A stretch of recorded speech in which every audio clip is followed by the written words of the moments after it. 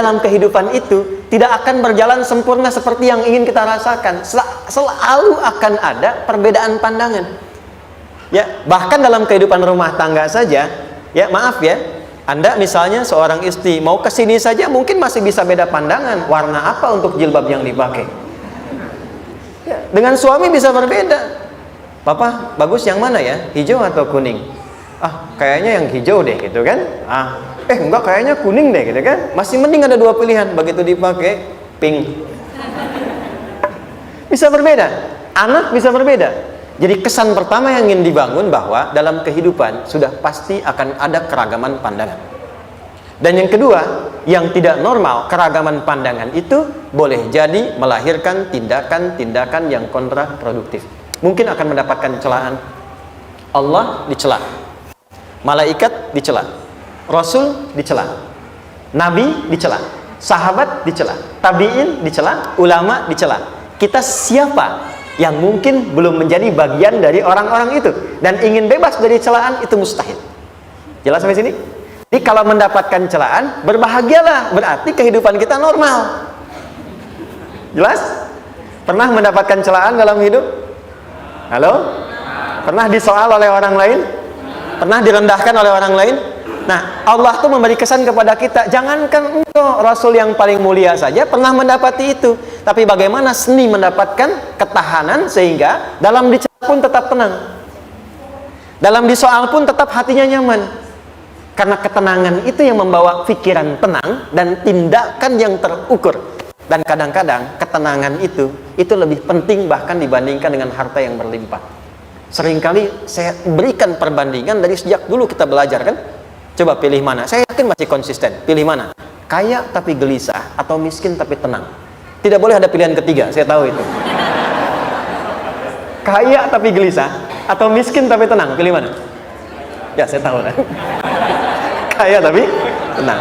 Oke, di fase ini wahyu belum turun. Nabi sudah ngajar, turun wahyu, turun ala-ala, turun beberapa surah. Tiba-tiba ada masa jeda, wahyu belum turun. Sepekan belum turun, sebulan belum turun. Disitulah muncul seakan ada amunisi bagi orang-orang yang tidak senang dengan Nabi, tidak senang dengan ajakan Nabi pada kebaikan. Ini poin yang kedua. Kalau Anda berbuat baik, pasti ada tantangan. Ingat ya, kalau Anda berbuat baik, apapun itu, pasti ada tantangan. Yang menguji konsistensi kebaikan itu apakah serius untuk dilakukan atau tidak. Maka mulai muncul tuduhan. Lihatlah Muhammad dari ditinggalkan sama Tuhannya. Itu Muhammad udah gila tuh, naik turun bukit, naik turun lagi, kayak orang bengong. Muhammad udah ada beban di pundaknya. Jangankan umatnya, Rasulnya saja yang mengklaim Rasul punya masalah katanya, ya kan? Dan ditinggalkan Tuhannya, kok masih mau ikut Muhammad? Maka dalam keadaan itulah kemudian ditunggu, naik turun, turunlah kemudian dua surah sekaligus, surah 93, surah 94, yaitu surah Ad-Duha dan Al-Insyirah.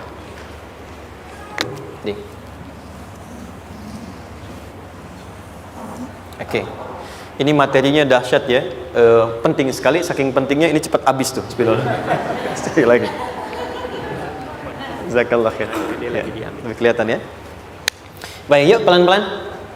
Jadi turunnya surah Ad-Duha dan surah Al-Insyirah, hikmahnya satu atau fungsinya satu, memberikan petunjuk bagaimana mengatasi satu persoalan sesulit apapun tapi masih dapat menghadapinya dengan keadaan yang tenang.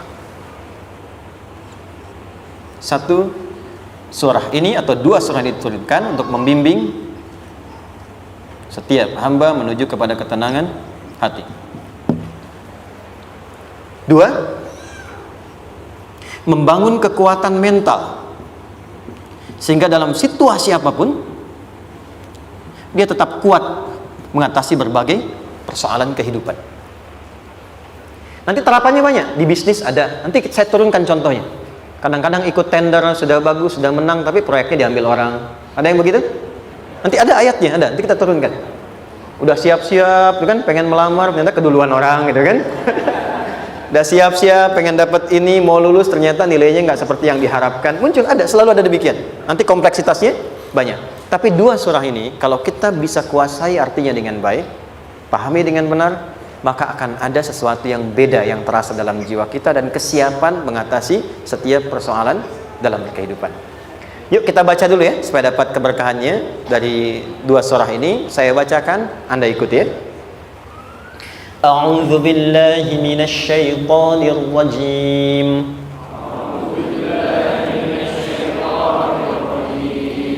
Bismillahirrahmanirrahim. Wadduha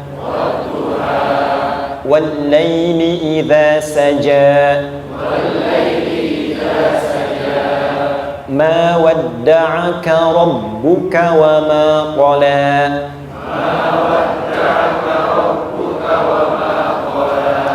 ما ودعك ربك وما قلى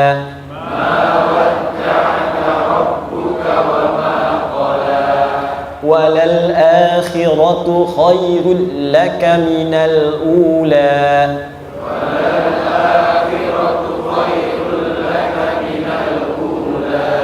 ولسوف يعطيك ربك فترضى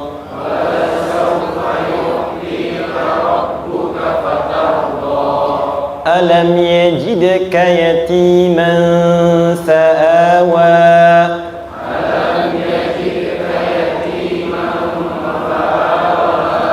ووجدك ضالا فهدى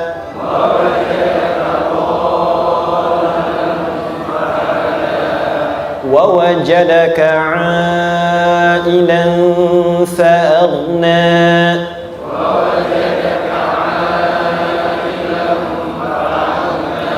فأما اليتيم فلا تقهر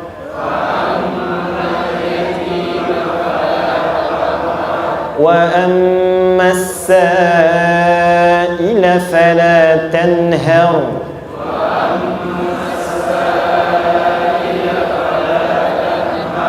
وأما بنعمة ربك فحدث.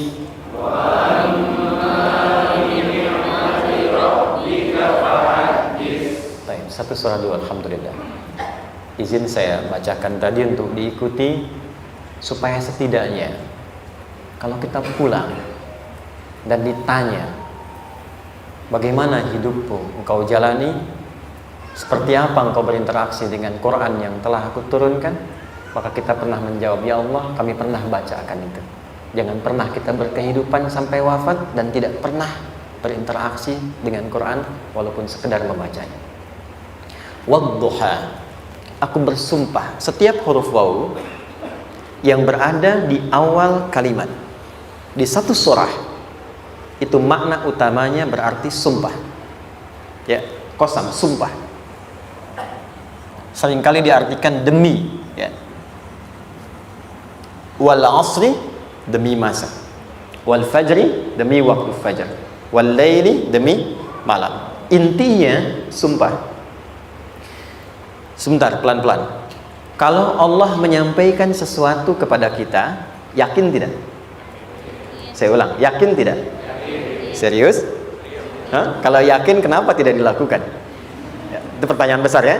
Baik, kalau Allah menyampaikan, tidak bersumpah pun harusnya kita yakin. Tapi kalau Allah bersumpah dalam kaidah ilmu tafsir, berarti ada sesuatu yang sangat penting, yang saking pentingnya akan sangat dibutuhkan oleh setiap hamba, sehingga diminta setiap hamba itu fokus menyimak apa yang mau disampaikan. Bahkan saking pentingnya menyimak itu, Allah bersumpah. Jelas? Kalau teman-teman menemukan di Quran ada ayat dibuka dengan sumpah, berarti ada kasih Allah yang tinggi yang akan disampaikan di ayat itu sampai meminta kita fokus untuk menyimaknya. Ad-duha, untuk memudahkan maknanya, teman-teman, kalau waktu duha itu jam berapa ya? Oke, sebetulnya dimulai sejak matahari itu mulai naik, yang memantulkan ya atau menyinari cahayanya itu mulai terasa lembut. Ya, kalau misalnya kita ambil 1,5 jam setelah subuh. Sekarang subuh 4:30 lah, taruhlah 4:30 ya. 1,5 jam berarti jam 6 kan?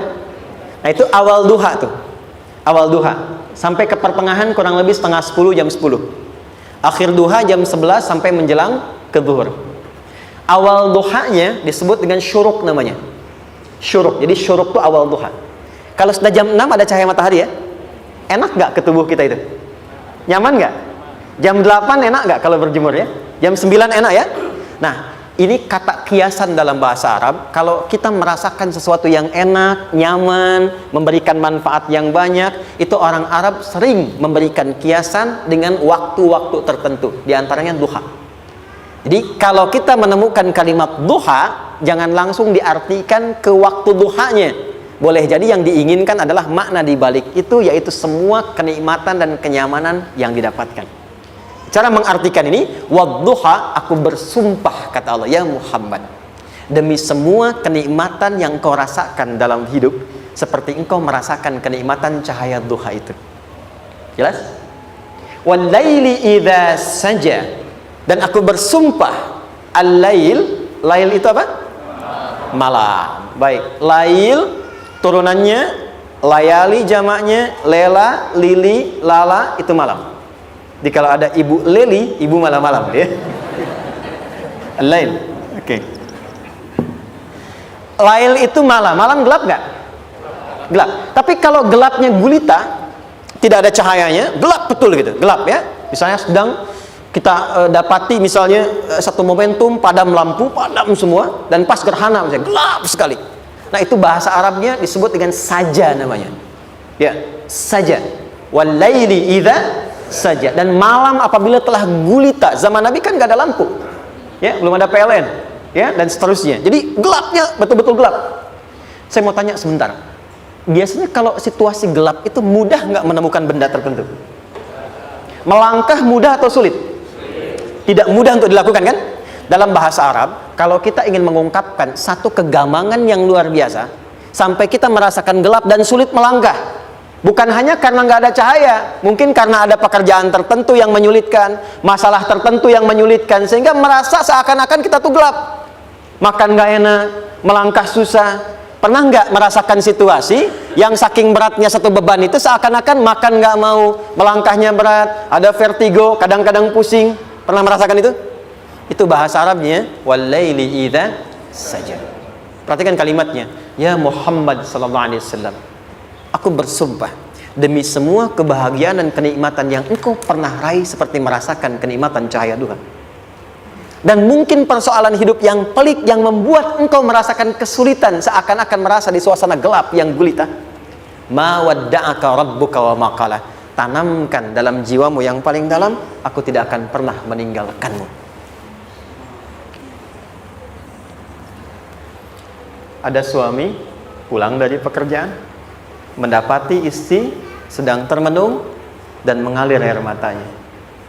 Tiba-tiba suaminya datang mengatakan, hangat sekali pada istrinya, di sampingnya membelainya dan mengatakan, "Ma, demi semua suka yang pernah kita lalui bersama, dan demi duka yang mengalirkan air matamu saat ini pun, tanamkan dalam hatimu yang paling dalam, Papa akan selalu bersama Mama dalam setiap situasi itu."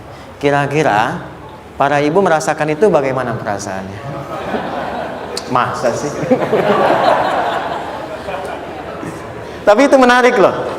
Menarik ya. Jadi kalau teman-teman ngaji surat Yusuf, di surat Yusuf itu laki-laki diilustrasikan dengan matahari, perempuan diilustrasikan dengan rembulan.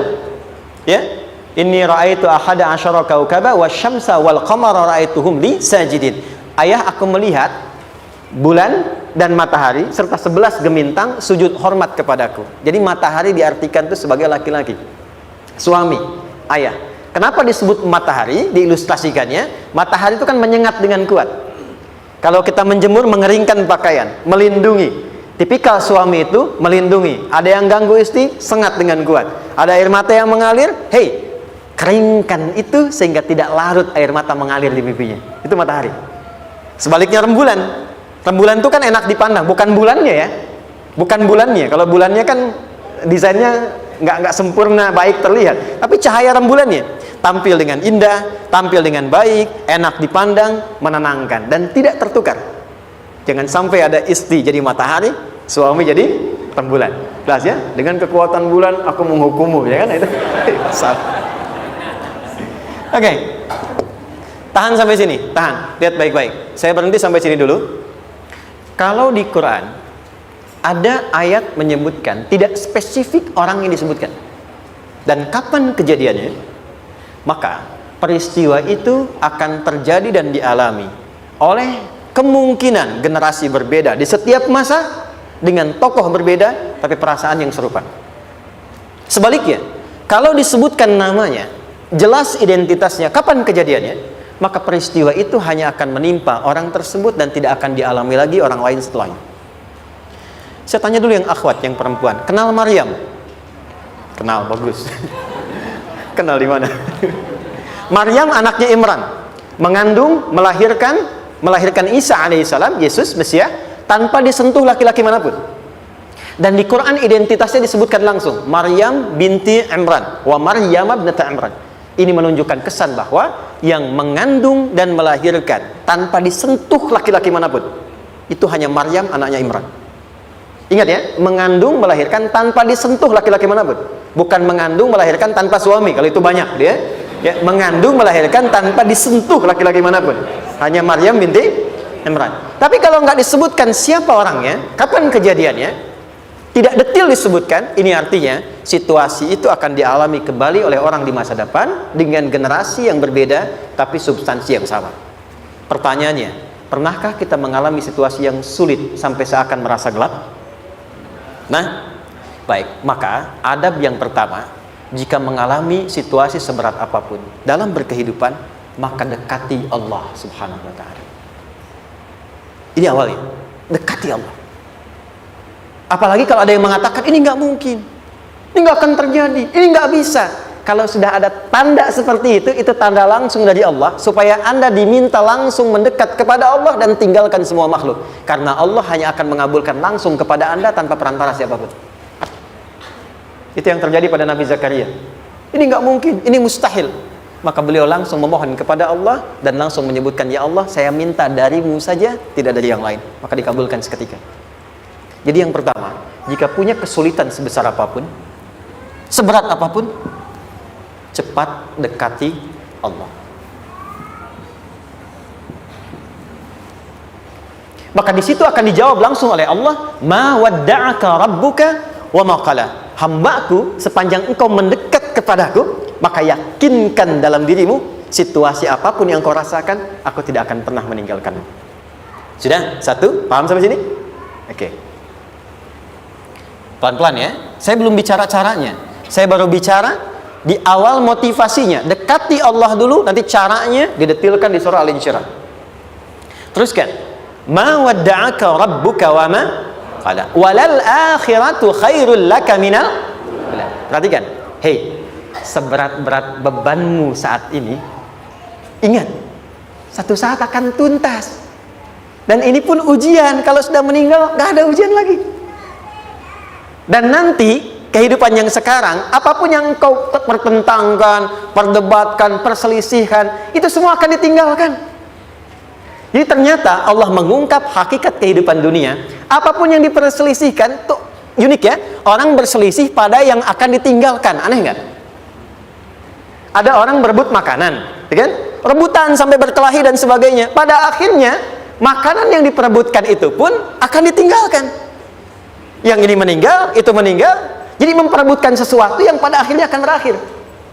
Kata Allah, Allah sampaikan, jika Anda mengalami situasi, sesuatu yang mungkin membuat berat, tanamkan pada jiwa kita, hei, yang aku kejar-kejar ini, boleh jadi aku akan tinggalkan juga.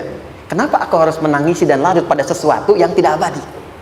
Maka Allah hibur kita dengan mengatakan, kamu tenangkan diri dulu. Semua yang kamu pikirkan sampai membuat kamu berat begini, pada akhirnya kamu tinggalkan, dan yang abadi itu akhirat. Walal akhiratu khairul laka minal. Dua, pelan-pelan sikapi setiap masalah dengan proporsional. Jangan terlalu larut dalam sesuatu. dapat job satu, pengen, udah siap, kontraknya besar, tiba-tiba hilang. Dipikirin, Anda mikirkan itu pun nggak akan balik. Proporsional aja dulu. Ya, nanti caranya akan turun nanti di alim syirah. Tenangkan diri dulu. Prasangka baik kepada Allah Subhanahu wa taala. Boleh jadi apa yang Allah ingin berikan sebagai pendahuluan sekarang belum sampai kepada kita karena Allah menyiapkan yang lebih baik di balik itu. Kita belum tahu ada apa di balik itu sehingga kita tidak dapatkan itu. Sehingga kemudian Allah katakan walal akhiratu khairul laka minal ula. Teruskan wala saufa yu'tika rabbuka. Pelan-pelan. Orang yang punya sikap seperti ini itu cenderung lebih dekat mendapatkan ridha Allah dibandingkan dengan orang-orang yang larut dalam kesulitan. Orang yang move on dengan setiap persoalan dalam kehidupan, cepat berpikir secara proporsional, tidak menggantungkan hidupnya pada persoalan tertentu sehingga membuat dia menjadi beban, itu lebih mendekatkan dirinya kepada ridha Allah dibandingkan dengan orang yang meratapi persoalan hidupnya. Ya. Pelan-pelan. Jadi spiritnya, kalau punya masalah apapun, jangan dilarutin terus. Gak usah diratapi, cepat move on. Berpikir lagi, rencanakan lagi. Nanti, detailnya ada di Al Insyirah. Tapi poin besarnya, janji Allah mengatakan, kalau Anda bisa move on, proporsional, maka yang dijanjikan oleh Allah, di situ Allah percepat datangnya ridha Allah Subhanahu wa ta'ala. Kalau ridha Allah sudah datang, maka akan dua yang diberikan. Pertama kali, ketenangan di dalam jiwa, dan yang kedua, kemampuan untuk berikhtiar lebih baik mencapai apa yang diinginkan. Satu, kalau ridha Allah sudah diberikan pada seorang hamba, yang pertama diberikan ketenangan dalam jiwa. Bukan dunianya dulu. Bukan apa yang Anda ingin harapkan dulu. Pengen sesuatu, ya, pengen materi, pengen kedudukan, pengen lulus anaknya ujian, ya kan? Tiba-tiba terjadi sesuatu, diratapin, alih-alih meratap, alih-alih membuat status, alih-alih menyulitkan diri, kata Allah, terima dulu proporsional. Setelah itu dekatkan diri kepada Allah, turun ridha Allah. Begitu turun, yang pertama diberikan ketenangan kepada hati. Tenang dulu. Kalau sudah tenang, nanti dibimbing menyelesaikan apa yang sedang dihadapi itu. Itu poin yang ketiga. Pelan-pelan. 4. Kita masuk ke detail sekarang. Perhatikan baik-baik. Ini yang paling menarik. Alam yajidka yatiman fa'awa. Muhammad SAW, bukankah dulu engkau yatim? Punya banyak masalah? Aku selesaikan juga. Ayahmu meninggal sebelum lahir, ada ibu. Ibu meninggal, ada kakek. Kakek meninggal, ada paman. Ya kan? Ada teman yang menemani Sayyidah Khadijah. Teman yang setia. Semua kebutuhan tersedia. Artinya apa? Perhatikan baik-baik. Kalau Anda punya masalah sekarang, jangan sampai melupakan yang dulu-dulu pun pernah tuntas Allah selesaikan. Jadi kalau sekarang sedang punya persoalan, jangan sampai satu masalah ini membuat Anda kehilangan harapan dan kehidupan. Sementara Anda sadar, dulu pun banyak masalah kok selesai juga. Kenapa dengan yang satu ini kita harus jatuh? Sekarang usia berapa? 20, 30, 40, 50. Sekarang usia 50 tahun, ada masalah, baru 5 menit datang sudah merasa jatuh. Yang 50 tahun ke belakang yang banyak selesai itu kita nilai atau tidak? Maka kata Allah, seperti yang dulu pernah aku selesaikan ribuan masalah itu, yang sekarang pun mudah aku tuntaskan. Jelas? Nah, secara psikologi, orang-orang yang selalu bertindak seperti itu akan selalu punya harapan lebih tinggi untuk menyelesaikan persoalannya. Jadi kalau sedang punya masalah, pikirkan yang dulu juga selesai, masa yang sekarang nggak selesai. Itu prinsipnya. Secara psikologis demikian. Jelas ya? Oke. Wa wajadaka dhallan fahada. Muhammad, dulu engkau pernah mengalami melihat masyarakat banyak berbuat yang tidak baik, aku berikan petunjuk. Kuncinya fahada di situ. Orang yang punya motivasi kuat dan keyakinan untuk bisa menyelesaikan persoalannya, maka dia akan lebih cepat mendapatkan petunjuk Allah untuk mendapatkan solusi terbaik. Ada sini. Saya agak cepat ya, mohon izin. Wa wajadaka 'ailan fa'aghna. Bahkan, maaf, bukan sekedar selesai, kalau perlu saya bikin kaya, kata Allah. Aghna itu kalau ilmunya luas. Kalau harta, hartanya banyak. Kalau kedudukan, kedudukannya tinggi. Hei, engkau yang sedang mengejar kedudukan, aku tahan sebentar karena ada yang nggak bagus untukmu di sini. Tapi kalau kamu terima, aku angkat itu lebih daripada apa yang kamu harapkan. Kamu pengennya bintang 2, aku naikkan sampai bintang 4. Kalau perlu 5 sekalian. Hei, kamu yang ingin kampus di sini, aku tahan, bahasa kamu nggak lulus, kamu nangis, kamu mengadu, kamu datang pada orang tuamu. Orang tua mulai protes, mulai curhat macam-macam. Terima dulu. Mungkin di sini ada yang tidak baik seperti doa ibumu yang sering memohon, ya Allah, jangan sampai anakku berbuat yang salah, jangan sampai terjebak narkoba, jangan sampai terbawa tawuran. Di sini ada yang kurang tepat untukmu. Kalau kamu ridha, kamu terima, kamu proporsional, bahkan aku pindahkan ke kampus yang lebih baik yang tidak kamu bayangkan sebelumnya. Di orang-orang yang selalu menerima apa yang Allah ujikan dan ridha dengan itu, maka Allah akan angkat derajatnya bahkan melebihi ekspektasi dirinya. Paham? Kalau sudah seperti itu, maka lihat ujung ayatnya. Lihat ujung ayatnya. Fa ammal yatima fala taqhar. Hei, maka jangan pelit berbagi kepada orang lain. Share.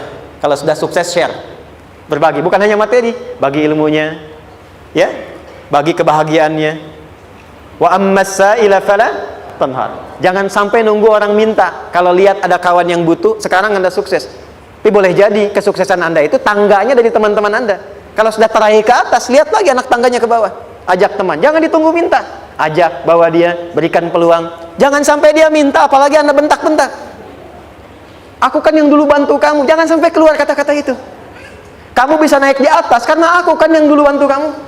Kamu bisa jadi pemeran utama karena aku yang rekomendasikan. Karena aku yang dorong kamu. Misal, jangan sampai keluar kata-kata itu. Apalagi langsung keluar, tidak. Ini karena ilmuku saja misalnya. Kalau itu bisa dilakukan dengan baik, lihat ujungnya. Wa amma bi ni'mati rabbika fahaddits. Maka semua nikmat yang dirasakan akan mudah untuk diimplementasikan dan disyukuri. Jadi semua nikmat itu bukan cuma dirasakan.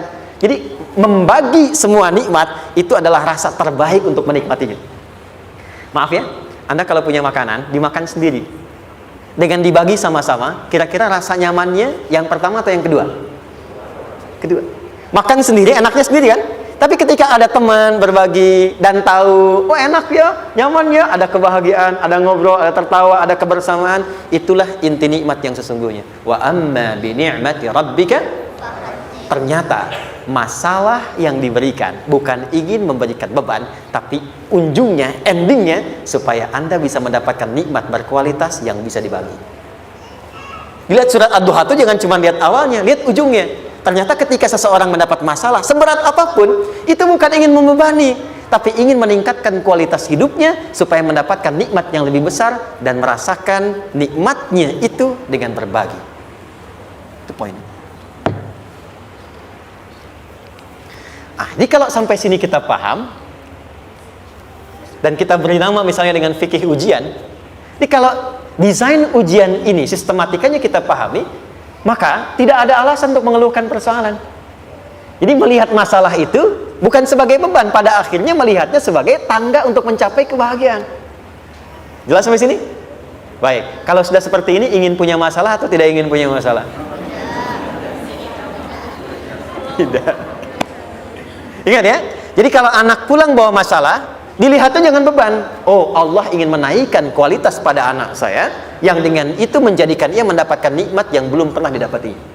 Kalau rumah tangga sedang ada masalah, jangan banyak diperseterukan, tapi direnungkan sejenak. Oh, Allah ingin meningkatkan kualitas rumah tangga ini sehingga kita bisa mendapatkan nikmat yang tidak pernah didapati sebelumnya. Makanya nikmat berumah tangga itu yang terbesar selalu bertambah ketika menyelesaikan masalah. Silahkan cek.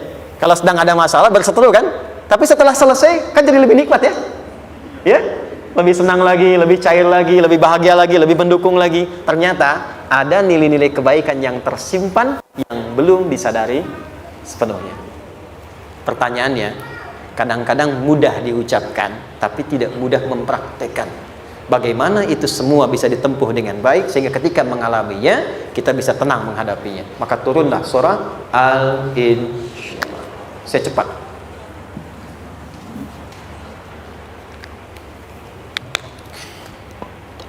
Teman-teman, ini apa? Kelas ya? Baik, pelan-pelan sedikit. Kira-kira volumenya besar kecil? Kecil ya? Baik. Kalau saya bandingkan dengan gayung, volumenya besar mana? Gayung ya? Baik. Kalau ini saya perlebar, sehingga bisa memasukkan apapun ke dalamnya, itu bahasa Arabnya disebut dengan insyirah namanya. Jelas? Meluaskan sesuatu sehingga terlihat lapang, sehingga memudahkan setiap hal masuk ke dalamnya.